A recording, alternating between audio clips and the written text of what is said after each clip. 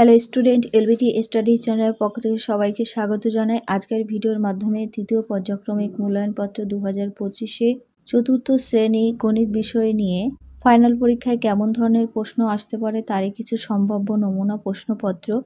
আজকের ভিডিওতে আমি শুধু কোশ্চেনগুলো বলবো, অ্যান্সারগুলো বলে দেবো না। ফাইনাল পরীক্ষায় 50 নম্বরের থাকবে। একের দাগে সঠিক উত্তরের মাথায় টিক চিহ্ন দাও। 1 নাম্বার করে থাকবে, ছটির জন্য 6 নম্বর। একের কতে একটি মৌলিক সংখ্যা, যৌগিক সংখ্যা, মৌলিক ও যৌগিক কোনোটিই নয়। সঠিক উত্তর কোনটা হবে তোমরা নিজেরা লিখে নেবে। খতে বাহু ভেদে ত্রিভুজ 3, 4 না 5 প্রকারের হয়। গতে পিচ বোর্ডের যে ধার বেশি লম্বা তাকে প্রস্থ দৈর্ঘ্য বলে।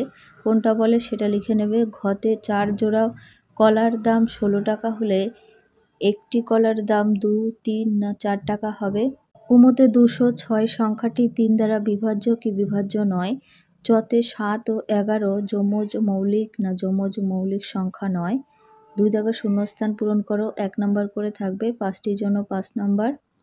2 কতে 500 গ্রাম যোগ 500 গ্রাম সমান সমান কত কিলোগ্রাম হবে। 2 খতে 2, 3, 6, 9, 12 কে 3 ড্যাশ বলা হয়, কত বলা হয়। গতে একটি ঘনকের তলের সংখ্যা কটি হবে। ঘতে রয়েছে সরল কোণের মান হলো কি। উমতে যে ত্রিভুজের 3টি বাহুই সমান তাকে কি বলে। 3 দাগের সঠিক বিবৃতির জন্য সত্য আর ভুল বিবৃতির জন্য মিথ্যার পাশের বাক্সে লেখো। 1 নাম্বার করে থাকবে। কতে যে ত্রিভুজের 3টি বাহুর দৈর্ঘ্য আলাদা তাকে সমবাহু ত্রিভুজ বলে। এটা সত্য না মিথ্যা, এটা মিথ্যা হবে। খতে মৌলিক সংখ্যার কেবলমাত্র 2টি উৎপাদক বা গুণনীয় থাকে, এটা কি হবে নিজেরা লিখে নেবে।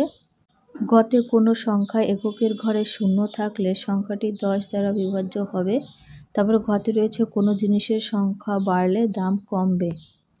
উমতে 2টি সংখ্যার সাধারণত গুণনীয় 1 হলে তাদের পরস্পর মৌলিক সংখ্যা বলা হয়। সত্য না মিথ্যা। 4 দাগে মৌলিক উৎপাদকে বিশ্লেষণ করে ভাগ করো। 3 নাম্বার করে থাকবে, 2টির জন্য 6 নাম্বার। 5 দাগে সরল করো। কতে রয়েছে 72 ভাগ 8 যোগ 1 বিয়োগ 8। খতে 20 বিয়োগ 8 গুণ 4 বিয়োগ 3। সরলগুলো করে নেবে। 6 দাগে ফাঁকা জায়গায় সঠিক সংখ্যা বসাও। এখানে 2 নাম্বার করে থাকবে, এগুলো নিজেরা করে নেবে। 7 দাগে পরিসীমা নির্ণয় করো। 2 নাম্বার করে থাকছে। 8 দাগে সমবাহু ত্রিভুজ কাকে বলে, চিত্র অঙ্কন করো। এখানে 2 যোগ 2 4 নাম্বার থাকছে। 9 দাগে নিচের প্রশ্নগুলি গণিতের ভাষায় সমাধান করো। 3 নাম্বার করে থাকবে। 9 গতে হুগলি দিয়ারার চাষি সীমার বাবু পান পাতার গোছ তৈরি করছেন। 32টি পান পাতা বেঁধে এক গোছ তৈরি করলে 4064টি পান পাতার কতগুলি গাছ তৈরি হবে। এটা মৌলিক উৎপাদকে বিশ্লেষণের সাহায্যে করতে হবে। 9 ঘতে আমি 8 প্যাকেট বিস্কুট কিনে এনে 3 প্যাকেট বিস্কুট তুলে রাখলাম। বাকি বিস্কুট 10 জন ছেলে মেয়েদের মধ্যে ভাগ করে দিলাম। প্রত্যেক প্যাকেটে 12টি করে বিস্কুট আছে। প্রত্যেক ছেলে মেয়ে কতগুলি করে বিস্কুট পাবে। এই অঙ্কগুলো তোমরা নিজেরা করে নেবে।